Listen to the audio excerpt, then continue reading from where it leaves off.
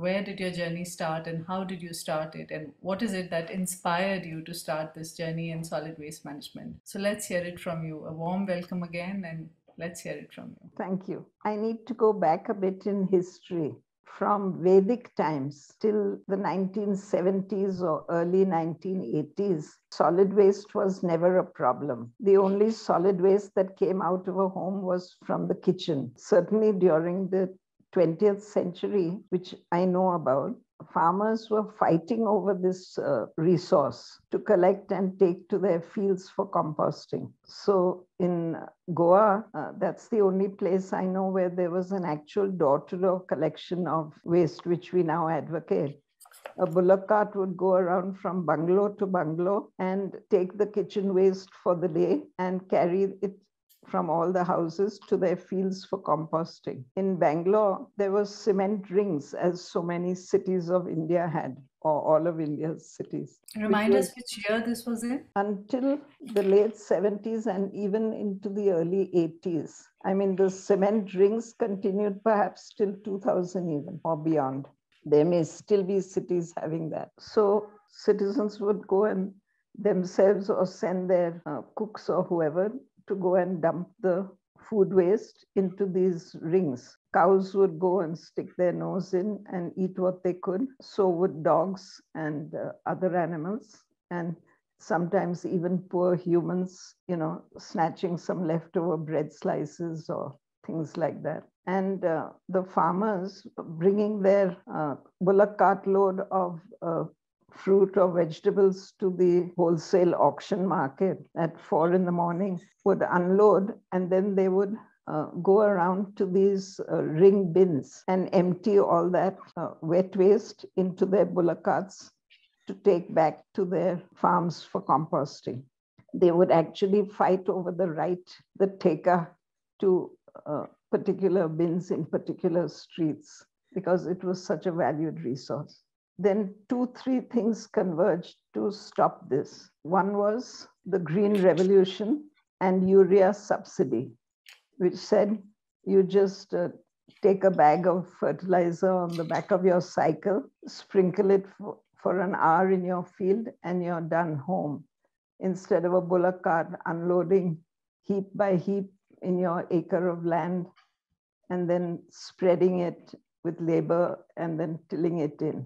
So that kind of killed on-farm composting. But more than that, it was the plastic that was first a precious hoarded thing like brown paper bags and string, which everyone would save in the early days.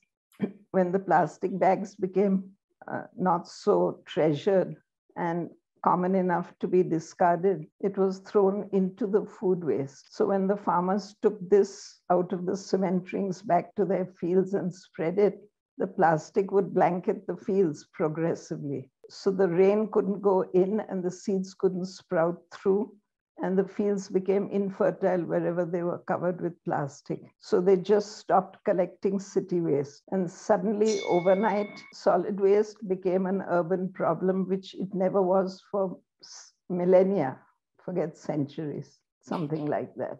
I see. So all our dumps, open dumps, are probably dating only from 1984 or so. And the third thing that happened was it made sense to take your watermelons in a bullock cart to the auction house with 2 or 4 laborers to unload it, and then use those labor to load the cement ring organics into your bullock cart and take it back to your field. But gradually, when bullock carts were replaced by tractors, which can unload by tipping, you didn't need to carry a laborer with you to the auction house. And another thing, bus services began to penetrate to the villages. So then sacks full of curry leaves or vegetables or whatever would go on the carrier of the bus, not even your own bullock cart or tractor. So there was no ready return vehicle for this waste to go back to the fields for composting. So all these 3 things simultaneously converged to make urban solid household waste an unwanted resource, ruined by plastic. I have to explain where I live in Bangalore. We came in 1972 and we lived 12 kilometers 4 villages outside the Bangalore city limit, which ended at the Bangalore East railway track. And on this side of the railway tracks, there was a bar, a bakery, a bangle shop, and then absolutely nothing for those 12 kilometers till my place, and even beyond another 12 till the Taluk town. So not a barber shop, not a tea shop, nothing. So around the mid 80s or late 80s, mixed garbage began to be unloaded on the roadside near a dip, a low-lying area passing through paddy fields, where on the way home, late in the evenings after an evening in town, we would stop the car at that place and switch off the engine just to listen to the frogs singing. And as the garbage came, the frogs stopped singing because the leachate got into the paddy fields and polluted all the water. But apart from that, the main trigger was the stray dogs, incredible packs of stray dogs, 50, 100 dogs on these waste piles. And there was food for the eating. Nobody could stop them eating and breeding with unlimited food and unlimited territorial space along the highway. So without a human pack leader for this social animal, they picked one of their own top dogs and they became feral like wild dogs. And they would form hunting packs at dawn and at dusk. So all the two-wheelers taking little children to school on the pillion, the stray dogs would chase them madly and, bite the children's legs or come in front of the two-wheelers, make them fall, or the garbage, which didn't stay on the road shoulder, actually spilt onto the carriageway. The two-wheelers would skid and fall. And at dusk, the farm workers going home to their houses would have to gather in bands of 6 and 7 with long bamboo staves to protect themselves from big aggressive packs of dogs chasing after and attacking them. It was rather horrifying. And throughout all the villages, mine and around, and my own farm, the amount of livestock that was attacked by packs of stray dogs was enormous. We used to have about 40 sheep, and every now and then, one sheep in broad daylight would be felled and disemboweled, and the dogs would tear at its stomach while it was still alive.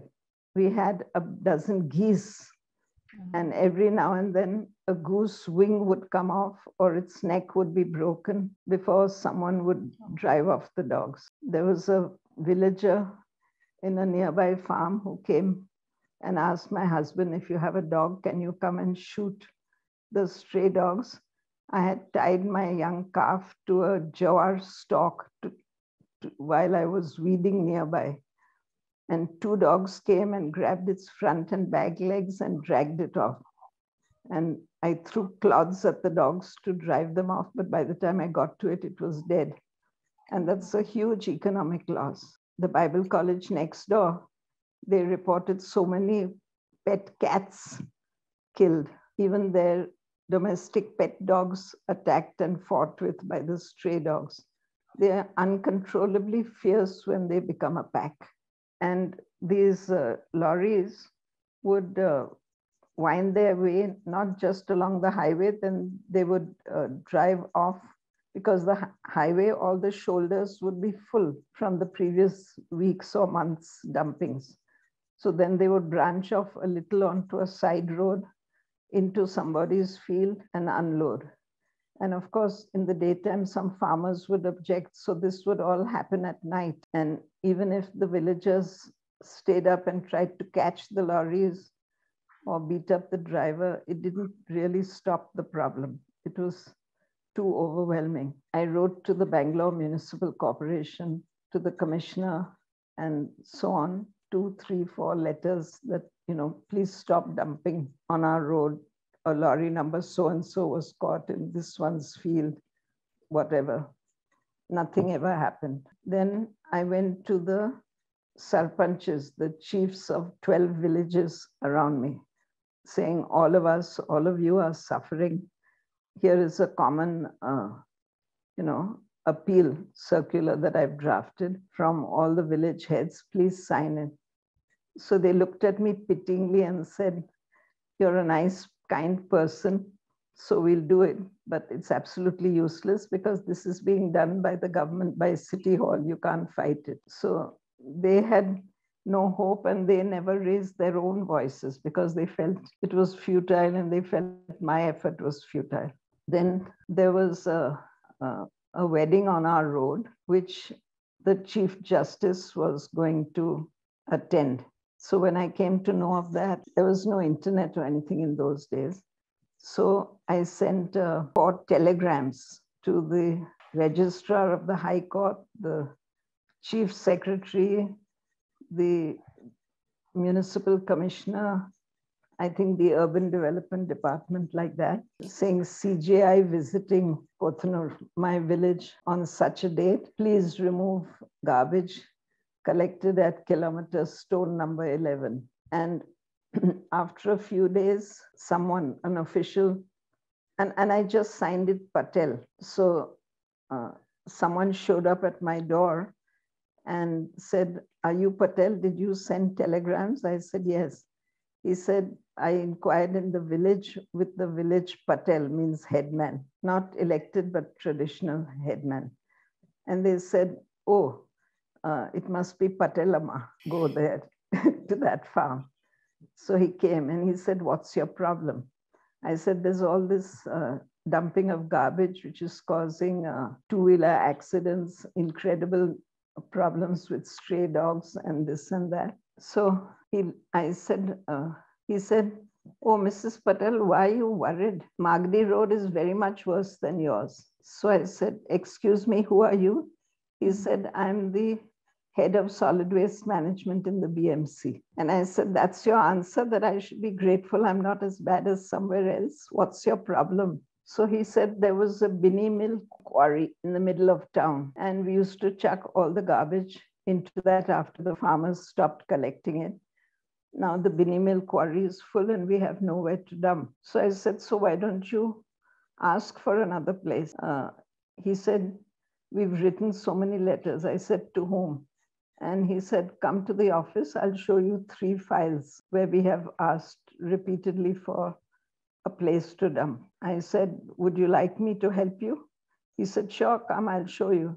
So I went to his office. I went through all the files. I took Xeroxes of the first and the last letter. And I went to the Revenue Department, AC, DC, Special DC, Divisional Commissioner, Under Secretary, Secretary of Urban Development. I did not go to the minister at that time, and till now I've actually stayed away from elected reps, which people tell me is perhaps the wrong thing to do. But anyway, I choose my battlefields. So that's what I did. I chose bureaucracy. And why I had to go to the Revenue Department was that around every municipality, I learned all this from Bangalore. You cannot really do waste management or composting or anything within the city limits, because the city limits are for dense human habitation. If you want to go outside the city limits, you have a choice of 3 types of land. Forest land, which is a no-no, private land, which you would have to purchase, and seeing how things have gone subsequently, there would soon enough have been public objection. And the third thing was government common land, what is called revenue land. So they needed to have the state give them access to some government common land outside the city limit, because the municipality with its budget, it has to spend within its city limits. It can't go around buying stuff outside. That's how I went to this ACDC, Special DC, all the way up, got a plot allotted, came all the way back down and told the BMC, okay, now you've got this plot, stop dumping at our place. And I went home happy. I decided to do all this after I retired in 91 from my managing and refractories business. So when my husband retired at 60 in 1991, I was 58 and I said, I'll retire also and I'll have time to deal with this horrible stray dog and garbage problem on our road. And every year it kept coming forward by a kilometer. The dumping began at kilometer 5, then kilometer 6, then the 7th milestone, 8th, 9th, like that. It went past my gate on beyond also. And nuns from the convent would come to me saying, the garbage is piled up so much on the road. We all have to walk to church in the middle of the road because there's no footpath to walk. And it's so dangerous and risky for us and so on. I said, that's the least of the problems. Anyway, so I was happy and said, now I've done my job. I've found them this land. The garbage didn't stop coming. I went back to them and said, why are you still dumping here? They said, oh, I said, why haven't you taken over that land which I got you at so much difficulty?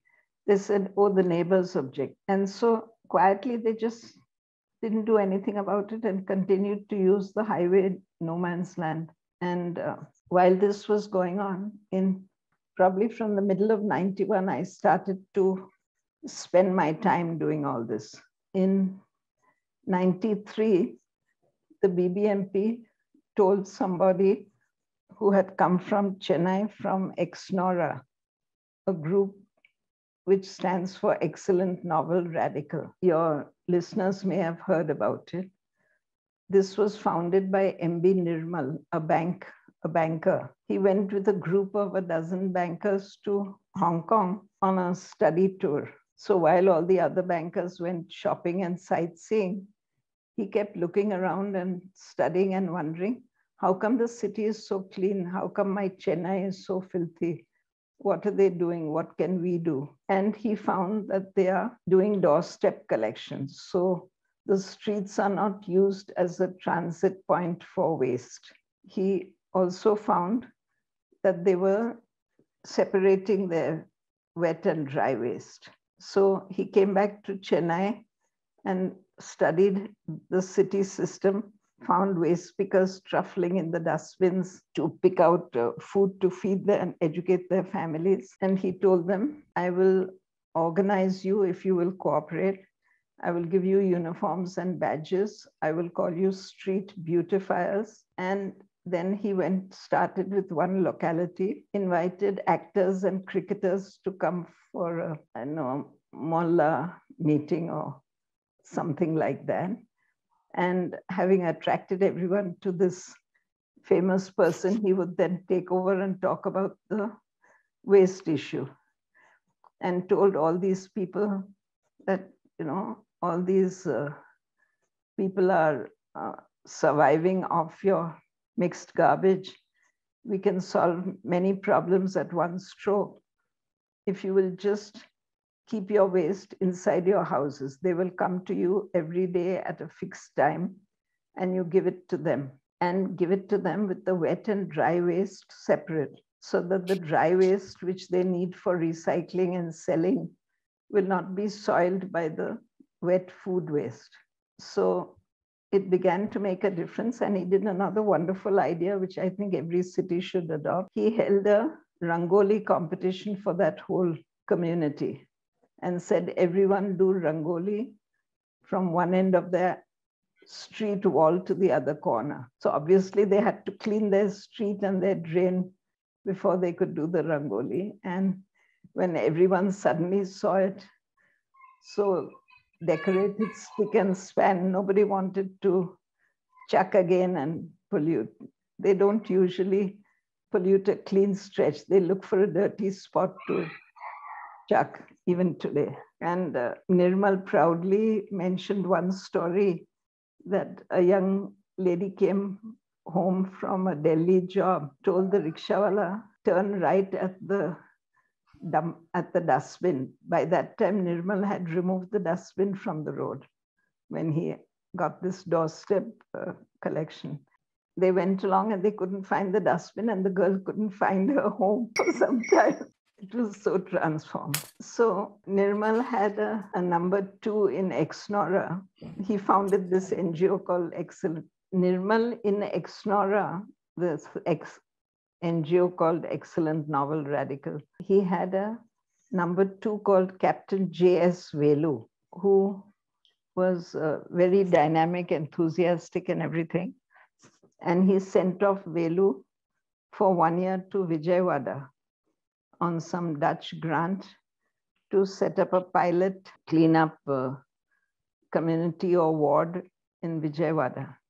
And after that, he came to Bangalore and started work in Frasertown. And obviously, he would have, as Nirmal did, interact with the municipal officials, the ward officer and others. So when he went to the BMC, they said, oh, you're interested in waste, you should go meet that woman who keeps bugging us about the dumping. So he found me, and we made a great team for years after that. So he showed me what he was doing in Frasertown, how they were motivating this doorstep collection, wet, dry, pick it up 1 time a day, and so on. In the meantime, in September 94, the so-called plague struck Surat. All the open drains of Surat were choked with garbage, chucked out by the homes at the nearest place, which was into the drain. And then that September, when there was a very heavy rain and a very high tide coinciding, the city was flooded, all the water went into the rat holes, and all the rodents came out and spread their fleas, and that whole plague panic and so on. Even the commissioner fled the city along with all the diamond cutters and textile workers and migrant labor and so on. And there was just one IS officer, S.R. Rao, my hero, who agreed to go there, and he tackled, and in 18 months he could convert Surat from India's perhaps dirtiest city into its second cleanest one after Chandigarh. So when this news of the plague came, Velu said, India is sitting on a time bomb. Garbage is going to destroy all the cities just like Surat. And if we have to spend a year per city to set up a pilot and make examples and try to change civic behavior, the 300 class 1 means 1 lakh plus cities of India in the 91 census. It'll take us 300 years to clean up the 300 class 1 cities of India. So he says we've got to hit the road on a Clean India campaign, go around by road to 30 cities in 30 days and tell all the municipalities what to do, how to manage their waste correctly, and spread the same simple message. It took a little while. I think the Surat plague was 24th September. We hit the road on, I think, Nehru's birthday, 14th October. Children's Day, I think that. And we used 14th October, I think, Children's Day. So we started off. I said, you can take our Maruti high roof red van with you. And he got some money from one company that he knew in Chennai. And he needed a companion. So I had a poultry farm at the time. So a fellow poultry farmer, Sandhanam, Sandhu, went along with him for the 30 days. And I said, I'll come along for a couple of days to see how it's going. And Velu is a great showman. So he had made navy blue jumpsuits, overalls with Exnora, Sterling, name tags and so on. And the van was covered with banners. The rear banner said, pile up and perish or clean up and flourish. And as we went along from city to city, he added a banner for Seva in Ahmedabad and so on and so forth. In the meantime, when Velu came to Bangalore and he said, I'm here to introduce the Exnora model, I said, okay, Nirmal got the waste because they're dry waste, clean income separately. What did they do with the wet waste? He said, oh, that went into the Chennai major dustbins. So then I went to Chennai and I watched where that went, and it all went to huge dump at Konagayur and Perungudi. And I felt that wasn't a solution. In the meantime, a magazine, Business India, came to my hand with a picture of Excel chairman Kaka Shroff cradling like this, an elbow to elbow watermelon, saying he had grown it on compost made from city organic waste. So there we now had the answer what to do with the wet waste. And Velu had the answer for the dry waste.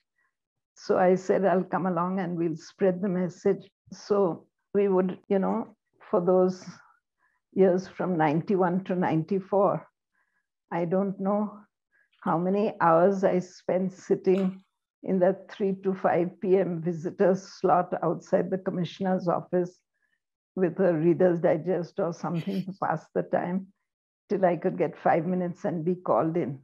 Oh, he's been called by this minister, he's gone to see that one, he's not available. Always absent during the public hours. But Velu driving into a municipal office compound with this red van all decorated with banners and then swaggering out in this, you can say airport mechanic uniform. The peons would hurry into the commissioner's office and say, someone wants to see you, and bring in the traveling circus. So we got instant access. And what was better was that we would be interrupting some meeting of the commissioner with half a dozen councillors or his senior officers. So we automatically got a wider audience than the commissioner alone. Mm. And one thing we found as we went along, we would go there and we'd ask the officers, so what do you do with your waste? Where do you dispose of it? And he'd say, just a minute, and ting, ting, he'd ring his table bell, call his number 2 and say, where does our waste go? That fellow said, sir, just a minute. And someone else would come and then, sir, just a minute. Ultimately, the fellow who would show up would be the driver of the vehicle. And they'd ask him, where do you dump your waste? And he'd say, oh, on that road at such a nala, into that lake, or beside that river, or something like that.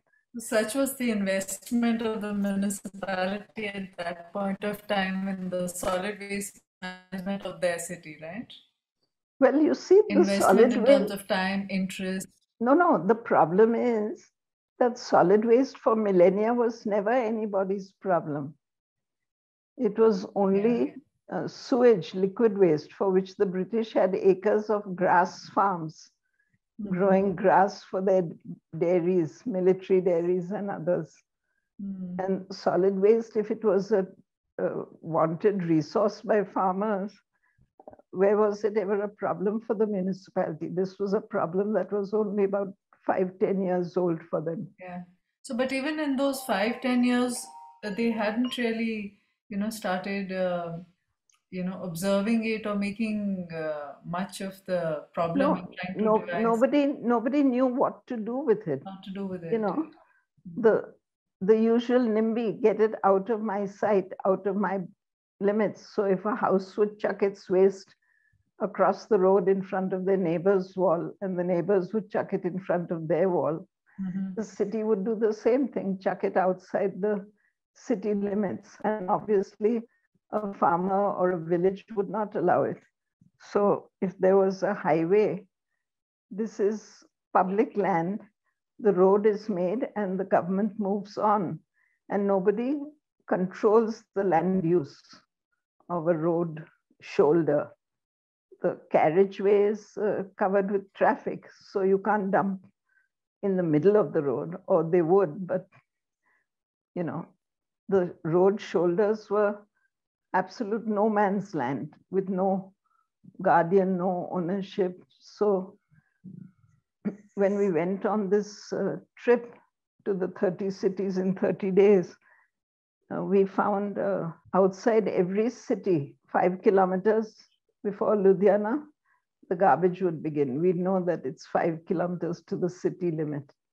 We'd leave the garbage would stop, we'd know we'd gone 5 kilometers beyond Ludhiana. And so Velu said, highways are the garbage map of India, linking city to city. And when we finally, he would explain the story about the door to door and so on, and say that the dry waste would be taken by the waste pickers who were wanting it anyway and truffling for it. And then I would take over the conversation and say, and with the waste waste, you can compost it. You have to do windrows and biocultures and turning, and you know how useful it is for the soil and that whole spiel. I found that it was so necessary for me to be a part of this journey, because Velu was just opening the doors and he didn't have the solution for the wet waste or wasn't that interested in it. And with my, stray dog feeding problem, they weren't eating plastic, they were eating food waste. So I would take over. So then I managed to phone home all landlines and wait for a trunk connection and all that. And I said, I'm coming home, grabbing some clothes, and I'm off for the month. My dear husband allowed me, as always, to do exactly as I pleased. So I went off and spent the month also with Velu and Sandhu on the journey. And we did it all on a shoestring with people we knew along the way. I remember the most memorable night was where the three of us slept on maternity delivery tables in some doctor's maternity hospital. They were very kind to accommodate us. That must be memorable. And as we went along from city to city telling them this, they say, my goodness, thank goodness you have come. Nobody has ever told us what to do with our waste. We had no solutions. We only see the newspapers full of pictures of overflowing dustbins, choking drains, saying shame, shame to the municipality. The press would highlight all this, but the press had no solution either. They would only highlight the problem, not the solution. So they would say, please stay, please help us, please start a doorstep collection system for us. And we'd say, no, we're on our way to the next town. They say, okay, can you come back at the end of your trip and help us? And so on. So they were really reaching out for solutions. It became very apparent that nobody knew what to do, how to do, where, when, anything, or even why. That was, in a sense, going via Bombay. And we spent 5 days in Surat, learning and sharing with S.R. Rao. And each city we went, we learned more than we shared, perhaps. I remember in Pune going to a friend's house, and I'd say, what do you do with your household waste? So she said, oh, some agent comes and he picks it up every day. So I said, that's a doorstep collection service you already have and you're not aware of it. And she said, and we pay him a little bit for it. Went to Ahmedabad. Seva said, somebody has organized all our women rag pickers so that, and companies have donated, sponsored wall hanging bags, LIC, Philips, whatever, into which the citizens were urged on their own, perhaps another ex-Nora person had gone there, that they should put all the dry waste hanging in a wall bag and only the kitchen waste into a bin. And this system, even today, if you have heard of the 2 bin 1 bag system, it works because nobody's, if you have 2 bins, someone can easily chuck the dal into the dry waste bucket because that's less full or closer at hand or something. Nobody's going to chuck dal or sambar into a bag hanging on a wall. So the dry waste stays automatically cleaner that way. So we saw that Seva was already doing this. Then we went to Delhi and stayed in the guest house of Excel Industries, this Kaka Shroff who had devised the composting method. And there when we inquired in DEFCOL, what do you do? They say, oh, we pay someone who goes house to house, picks up all the mixed waste and dumps it in a dhalao at the outside of the DEFCOL. So again, it was outside your particular territorial limit, but mixed. So we learned and shared. We went up to Delhi. Velu made a presentation to one of the ministers, urban development minister, I think. And then we returned via Nagpur, Hyderabad, and back to Bangalore. And that trip was so satisfying and successful that we were able to give answers to the municipal commissioner's questions. What do we do? That Velu decided to have a second Clean India campaign from Kashmir to Kanyakumari in 95. That lasted for 4.5 months. Of course, I couldn't run away from home again for that long. So I went for 2 or 3 10-day stints catching up with him. And I remember the first catch-up one where I joined him at Delhi. We went to Kurukshetra, is quite close by, or some... It's in Haryana. Yes.